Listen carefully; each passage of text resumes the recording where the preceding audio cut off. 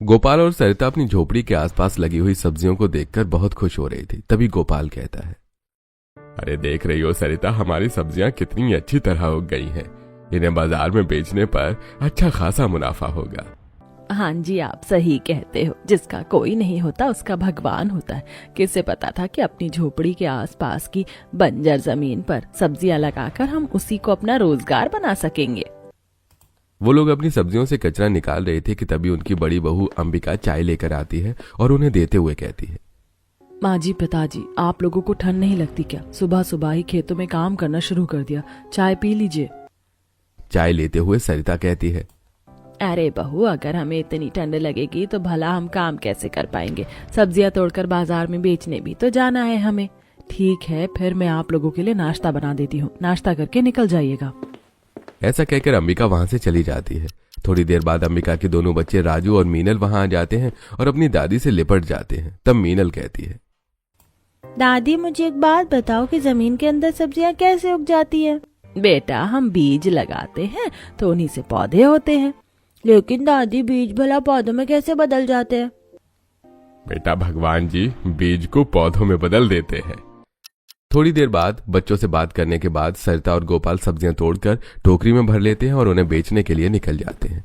शाम को जब वो सब्जियां बेचकर घर आते हैं तो सरिता अंबिका से कहती है, बहू, बाहर तो बहुत ज्यादा ठंड है। हाथ पैर ही ठंडे हो गए। तू ऐसा कर कि थोड़ी लकड़ियां जलाकर ला दे। हाथ पैर थोड़े सेक लेंगे तो अच्छा लगेगा हमें। अंबिका थोड़ी लकड़ियां जलाकर वहां रख देती है।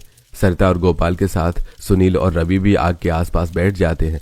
सुनील आग तापते हुए अपने घर की टूटी हुई छत को देखकर कहता है, देख रहे हैं पिताजी, आप और माँ सब्जियां बेचते हैं और हम दोनों भाई मजदूरी करते हैं, फिर भी इतना पैसा इकट्ठा नहीं कर पा रहे हैं कि अपनी घर की टूटी हुई छत ठीक करवा सके। भैया, आपको तो टूटी छत की पड़ी है। मैं तो ये सोच रही हूँ कि कुछ दिनों बाद रवि भैया की शादी है। उनकी शादी के लिए हमारे पास पैसे कहाँ से आएंगे? अरे निराली, तू इतनी चिंता क्यों करती है? मैंने और तेरे पिताजी ने सब्जियां बेचकर थोड़े पैसे इकट्ठा कर रखे। बस उन्हीं पैसों से हम घर की पुताई भी कर लेंगे और रवि की शादी भी कर लेंगे। ऐसे कुछ समय बीतता है। पहले अंबिका और गोपाल मिलकर अपने घर को पेंट करवाते हैं। उसके बाद रवि की शादी करके कोमल को अपने घर ले आते हैं। अंबिका कोमल का गृह प्रवेश करवाते समय कहती है, आओ आओ कोमल, कलश गिराकर अंदर आओ। कोमल कलश गिराकर अंदर आती है तो देखती है कि उसका कच्ची मिट्टी का ससुराल है, जिसकी छप्पर टूटी हुई है और उनके घर में 2 ही कमरे थे, एक हॉल और एक बेडरूम। अंबिका कोमल से कहती है, कोमल, जब तुम्हारी शादी नहीं हुई थी तो बेडरूम में मैं और सुनील अपने बच्चों के साथ सोते थे, लेकिन अब तुम्हारी नई नई शादी है तो तुम बेडरूम में सो जाओ। मैं माँ और बाबूजी के साथ हॉल में एडजस्ट कर लूंगी। बेटा, कुछ दिनों की बात है, फिर हम पैसे इकट्ठा करके अपना 3 कमरों का घर बनवा लेंगे। हाँ हाँ माँ जी, कोई बात नहीं। ऐसा कहकर कोमल बेडरूम में चली जाती है और बाकी लोग हॉल में बिस्तर लगाकर सो जाते हैं। समय बीतता है और कोमल भी अपने परिवार वालों के साथ काफी घुल मिल जाती है। एक दिन जब वो लोग रात में लकड़ियां जलाकर आग ताप रहे थे, तभी दरवाजे पर कोई दस्तक होती है। गोपाल बाहर का दरवाजा खोलता है। तब एक सरकारी ऑफिसर जो कि दरवाजे पर खड़ा था गोपाल से कहता है, देखिए, आपने इस जमीन पर अपना घर बनाया है, ये अवैध है और इसलिए आपको इसे खाली करना होगा। अरे नहीं नहीं, आपको कोई गलत फहमी हुई है।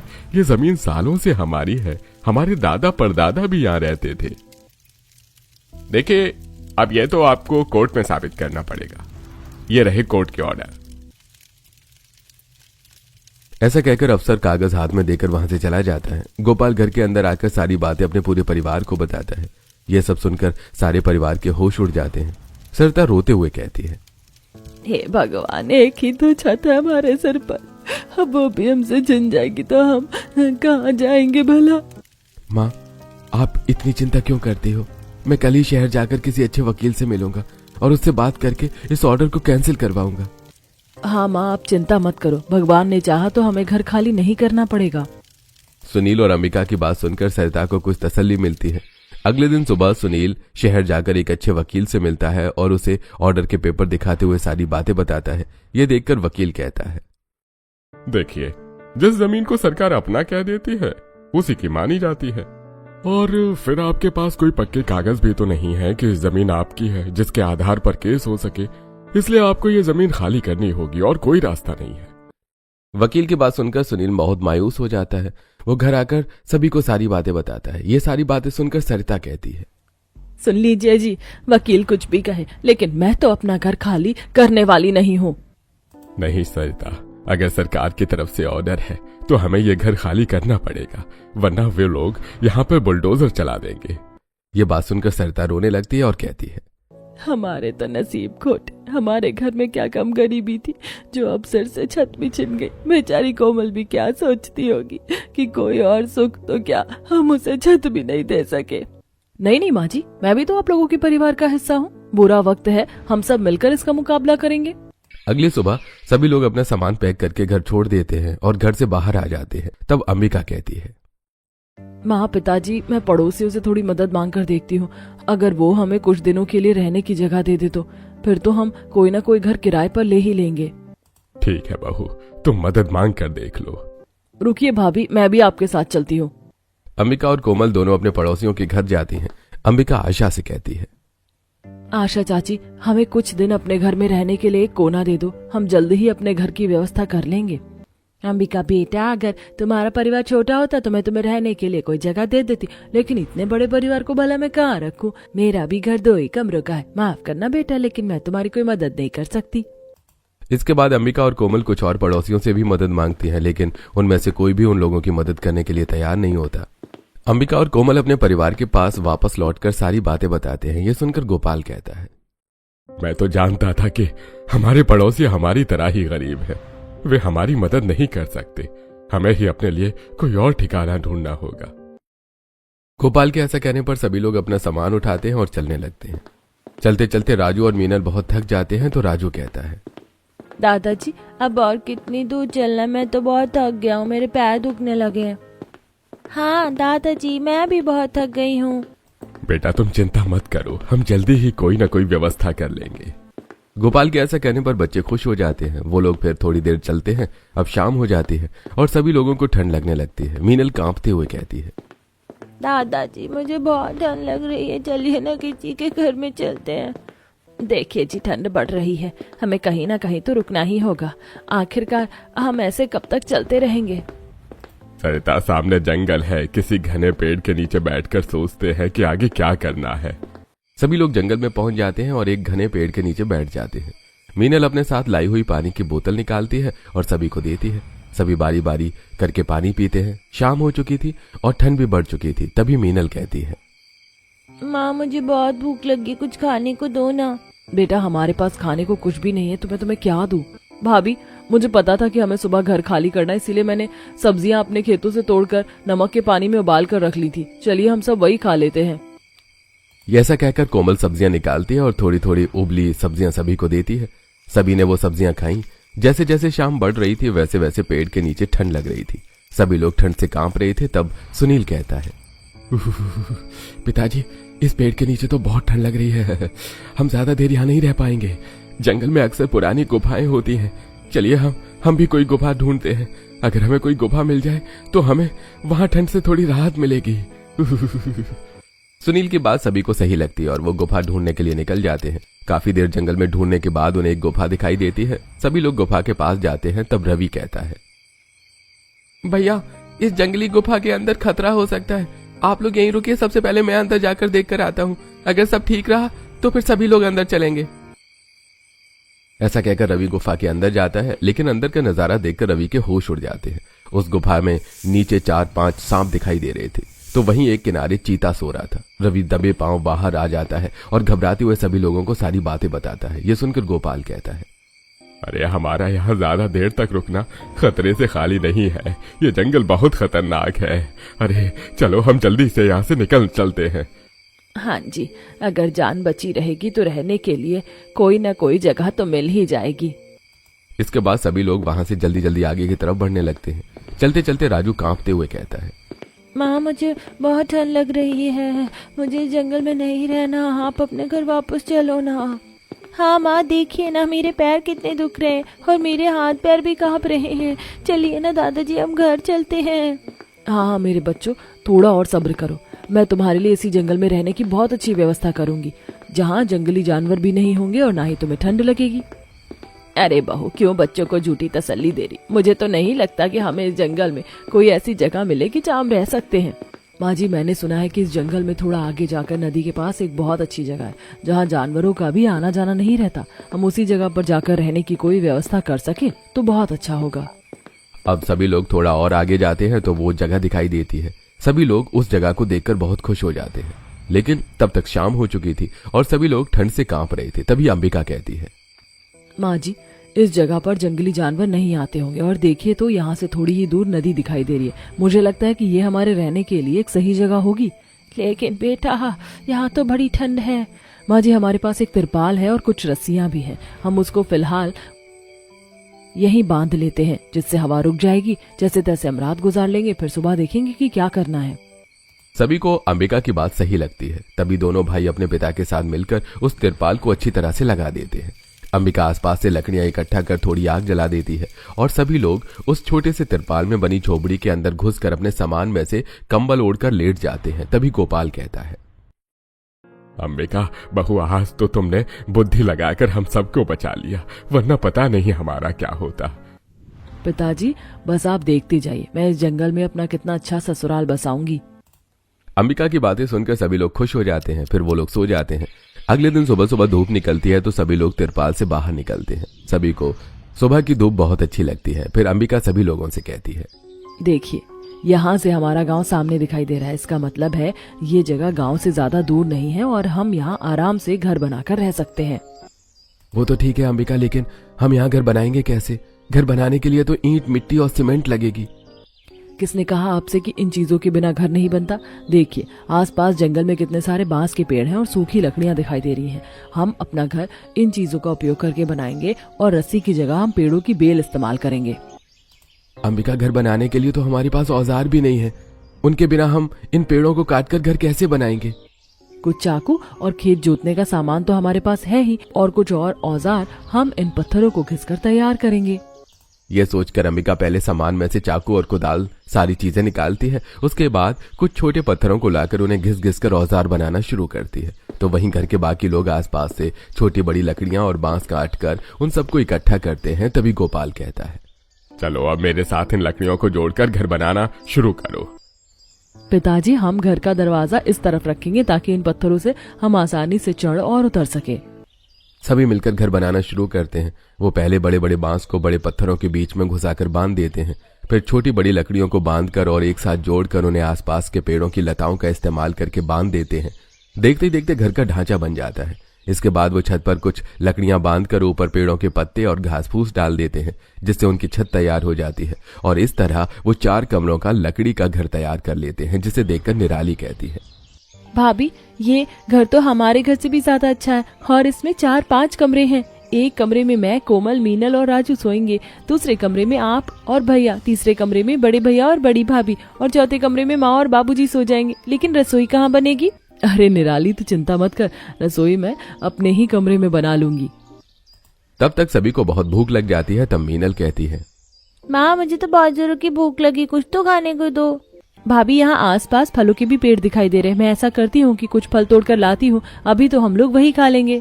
हाँ निराली, तुम कोमल को ले जाओ, तब तक मैं घर की साफ सफाई कर लेती हूँ। अब निराली और कोमल पत्थरों से नीचे उतरकर पास ही लगे पेड़ के किनारे जाती हैं और वहां से अमरूद और चीकू तोड़ लेती हैं और उन्हें अपने दुपट्टे में रखकर दोनों वापस आ जाती हैं। तब निराली कहती है, अम्बिका भाभी, हम लोग ये फल ले आए हैं, अब आप सभी लोग पहले ये खा लीजिए, फिर काम कीजिएगा। सभी लोग मिलकर फल खाते हैं। उसके बाद अपने काम में लग जाते हैं। शाम तक उनका लकड़ी का घर रहने के लिए तैयार हो जाता है।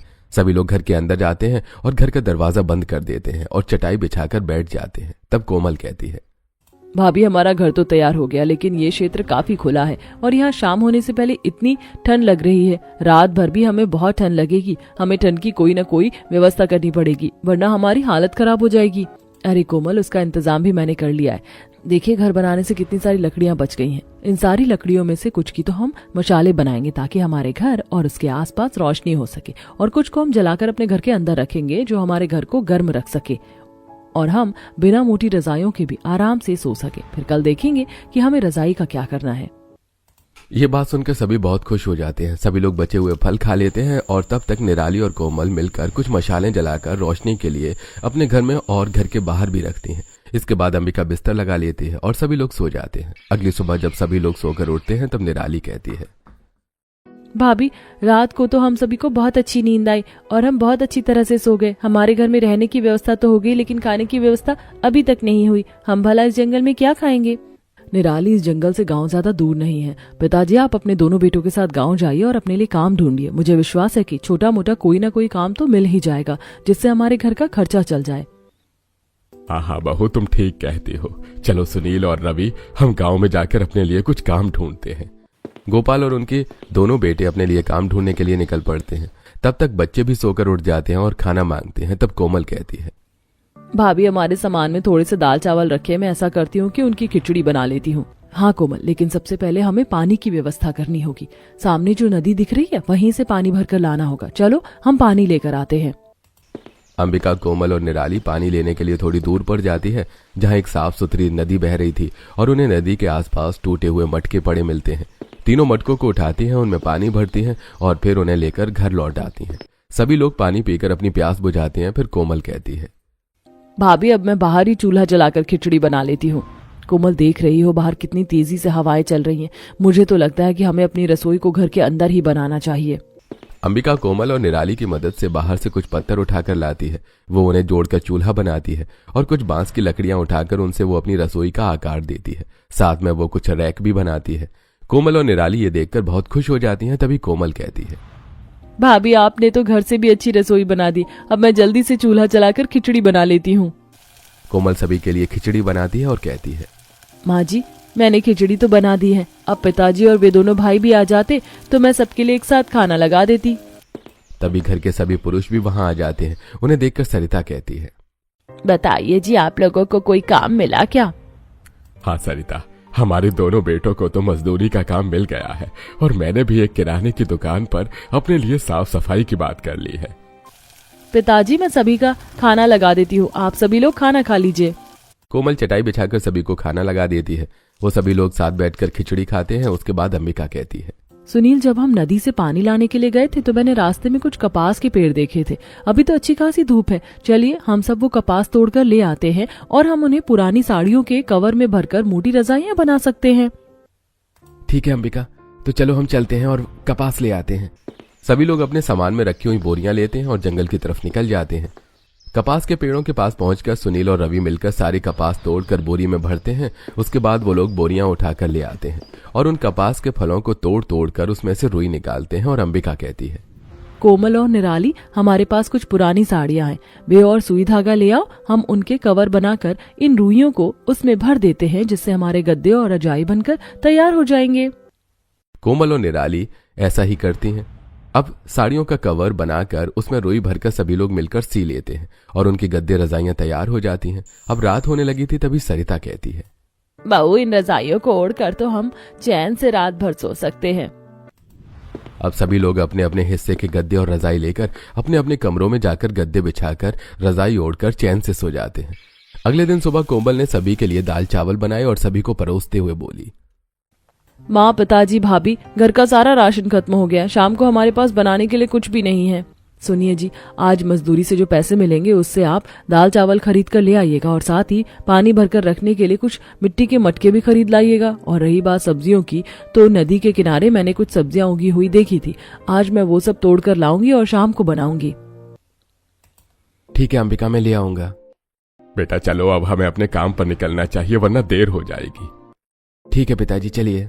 खाना खाकर सुनील और रवि अपने पिताजी के साथ काम पर चले जाते हैं। तब सरिता कहती है, बहू, हमें भी नदी पर ले चलना। हम भी नहाकर अपने कपड़े धोकर सुखा लेंगे। ठीक है माँ जी, तो चलिए हम चलते हैं। कोमल, घर का दरवाजा अच्छी तरह लगा दो। ये मैं तो नदी में खूब नहाऊंगा। राजू, तू औरतों के साथ नदी में नहाएगा? तुझे शर्म नहीं आएगी? देखो ना माँ, मीनल कैसे मुझे चिढ़ा रही है। कुछ भी हो जाए, मैं आप लोगों के साथ जाऊंगा। हाँ हाँ राजू बेटा, जरूर चलो। अब सभी लोग नदी पर जाने के लिए निकल पड़ते हैं। थोड़ी देर बाद वो नदी के किनारे पहुंचते हैं। सभी लोग नहाते हैं, कपड़े धोते हैं। अंबिका, कोमल और निराली मिलकर नदी के किनारे लगी हुई सब्जियां तोड़ लेती हैं और फिर शाम होने से पहले वो लोग घर आ जाते हैं। तब तक घर के सभी पुरुष भी आ जाते हैं। सुनील कोमल को राशन देते हुए कहता है, कोमल, ये रहा राशन, अब जल्दी से खाना बना लो, भूख लगी है। कोमल राशन ले लेती है और चूल्हे के पास जाकर खाना बनाने लगती है। तो वहीं अंबिका सभी लोगों से कहती है, माँ पिताजी, आपने देखा ना कि हमारे घर के आसपास ही बहुत सारे बांस के पेड़ लगे हुए। इतने बांस के पेड़ों से हमने अपना घर बनाया, फिर भी बांस के पेड़ कम नहीं हुए। हाँ बहू, लेकिन हमारा घर तो बन गया है ना, अब हमें बांस की क्या जरूरत है भला। दरअसल माँ जी, बहुत पहले जब मैं छोटी थी तो मेरी दादी मुझे बांस से टोकरियां बनाना सिखाया करती थी। मुझे बहुत अच्छी टोकरियां बनाना आता है। मैं तो कहती हूँ कि हमें टोकरियां बनाकर बाजार में बेचनी चाहिए, उससे हमें अच्छे खासे पैसे मिलेंगे। अरे हाँ बहू, ये तो तूने बहुत अच्छी बात कही। तो भाभी, हम कल सुबह ही बांस को तोड़कर लाएंगे, टोकरियां बनाना शुरू करेंगे। अगले दिन अंबिका, कोमल और निराली आसपास से बांस काट कर लेकर आती हैं और फिर उन्हें छील कर बारीक बारीक खपच्चियां निकालती हैं और फिर अंबिका सभी को टोकरियों बनाना सिखाती है। सभी मिलकर टोकरियां बनाना शुरू करते हैं। उन्होंने छोटी बड़ी हर तरह की सुंदर सुंदर टोकरियां बनाई। शाम को जब घर के पुरुष काम करके वापस आए तो वो टोकरियां देखकर हैरान रह गए और तब गोपाल बोला, अरे वाह बहू, तुमने तो कमाल कर दिया। ये तो बहुत सुंदर है, गांव में काफी अच्छे दाम पर बिकेंगी। कल तुम लोग हमारे साथ गांव चलना, हम लोग मजदूरी करेंगे और तुम लोग टोकरियां बेच लेना। शाम को साथ ही वापस आ जाएंगे। हाँ हाँ बहू, और मैं घर में रहकर बच्चों को देख लूंगी। ठीक है पिताजी, तो फिर ऐसा ही करेंगे। अगले दिन अंबिका, कोमल और निराली तीनों अपनी अपनी टोकरियां लेती हैं और गोपाल, सुनील और रवि के साथ बाजार की तरफ निकल जाती हैं। गोपाल, सुनील और रवि तीनों अपने काम पर चले जाते हैं तो वहीं तीनों औरतें बाजार में बैठकर टोकरियां बेचने लगती हैं। तभी वहां एक ग्राहक आता है और कहता है, बहन जी, ये आपकी टोकरियां तो बड़ी ही सुंदर है, कितने कितने की दी हैं? ले लो भैया, 20 रुपए की एक टोकरी है, बड़ी ही मजबूत टोकरी बनाई है। वो ग्राहक 2 टोकरियां लेकर चला जाता है। ऐसे कुछ और ग्राहक आते हैं और उनकी टोकरियां बिकने लगती हैं। शाम को वो अपने कमाए हुए पैसों से घर का राशन और जरूरत की चीजें खरीदती हैं। तभी ठंड बढ़ जाती है और अंबिका कहती है, ठंड बढ़ रही है, चलो जल्दी से वापस चलते हैं। वो लोग वापस अपने घर आ जाते हैं। अगले दिन फिर वे लोग टोकरियां बनाते हैं और बाजार में जाकर बेचते हैं। धीरे धीरे समय बीतता है। वो लोग रोज ही अपने इस घर में रहते, अपनी रसोई में खाना बनाते और दोपहर में टोकरियां बनाकर बाजार बेचने जाते। कभी कभी जानवरों की आवाज से उनकी नींद भी खुल जाया करती, लेकिन सभी एक दूसरे को तसल्ली दिया करते। ऐसे ही एक महीना बीत गया था। अब वो लोग कमाए हुए पैसों से सभी के लिए स्वेटर भी खरीदती हैं। अब स्वेटर पहनने से उन्हें ठंड में कुछ राहत मिल गई थी। वो एक दिन अपनी टोकरियां बेच रहे थे, तभी उनके मोहल्ले की आशा आती है और कहती है, अरे अंबिका, बहुत दिनों बाद दिखाई दी। तुम लोग कहाँ रहते हो? तुम लोग दिखाई नहीं देते। कहाँ रहेंगे चाची, जब हमारा घर सरकार ने ले लिया और गांव वालों ने हमें रहने की जगह नहीं दी तो हमारे पास जंगल में रहने के अलावा और कोई रास्ता बचा ही नहीं था, इसीलिए हम जंगल में रहते हैं। अंबिका बहू, अब तुम शर्मिंदा मत करो। अगर मेरे घर में इतनी जगह होती तो मैं ही तुम्हें गांव छोड़कर जाने ही नहीं देती। हाँ हाँ चाची, मैं समझ सकती हूँ। वैसे हमने जंगल में अपना घर बना लिया और हम वहाँ अच्छी तरह से रह रहे हैं और हमने अपने हाथों से टोकरियां बनाई हैं और इसे बेचने के लिए हम बाजार आए। अगर आपको भी जरूरत हो तो ले लो टोकरी। हाँ हाँ अंबिका बहू, टोकरी भी दे दो मुझे, लेकिन मुझे तुझे एक बात बतानी है। किसी भले आदमी ने तुम्हारी जमीन के लिए सरकार के पास शिकायत की थी, इसीलिए सरकार ने तुम्हारी जमीन वापस करने का फैसला किया है। एक सरकारी अफसर कुछ कागज लेकर आया था जो कि मेरे घर पर रखे हुए हैं, जिसमें ये लिखा है कि तुम्हें तुम्हारी जमीन वापस दी गई है। क्या चाची, आप सच कह रही हो? ये तो बड़ी ही खुशी की खबर है। मैं अपने घर जाकर सभी को ये बात बताऊंगी और हम जल्द ही अपने मोहल्ले में लौट आएंगे। उसके बाद आशा 2 टोकरियां खरीदती है और वहां से चली जाती है। देखते ही देखते उन लोगों की सारी टोकरियां बिक जाती हैं और शाम को वो लोग अपने घर वापस आते हैं। तब अंबिका अपने घर वालों को सारी बात बताती है। ये सुनकर सभी बहुत खुश हो जाते हैं और गोपाल कहता है, अरे ये तो बहुत खुशी की बात है कि हमें अपने घर वापस जाने को मिलेगा और अब तो हमारी बहुएं भी कमाने लगी हैं, तो हम जल्दी से ही पैसे इकट्ठा करके अपना पक्का घर बना लेंगे। अगली सुबह सभी लोग अपने घर के लिए निकल पड़ते हैं। बहुत दिनों बाद वो अपने घर पहुंचते हैं तो देखते हैं कि घर काफी गंदा हो गया था। सभी मिलकर घर की साफ सफाई करते हैं और फिर अपना सामान जमा लेते हैं। तब सरिता कहती है, इतने दिनों बाद अपने घर आकर कितना सुकून मिला है। हाँ सरिता, तुम सही कहती हो। अब सभी लोग अपने घर में सुकून से सोते हैं। अगले दिन दोपहर में घर का काम खत्म करने के बाद अंबिका, कोमल और निराली फिर पास के जंगल में जाती हैं और वहां से बांस तोड़कर अपने बनाए हुए घर में बैठकर टोकरियां बनाती हैं और उसे बाजार में लाकर बेचती हैं। ऐसे कुछ समय बीत जाता है और वो लोग इतना पैसा इकट्ठा कर लेते हैं कि वो अपना पक्का घर बना सके। इसी तरह सभी लोग मिलकर अपने कच्चे घर को पक्का बना लेते हैं और सुकून से अपना जीवन गुजारने लगते हैं।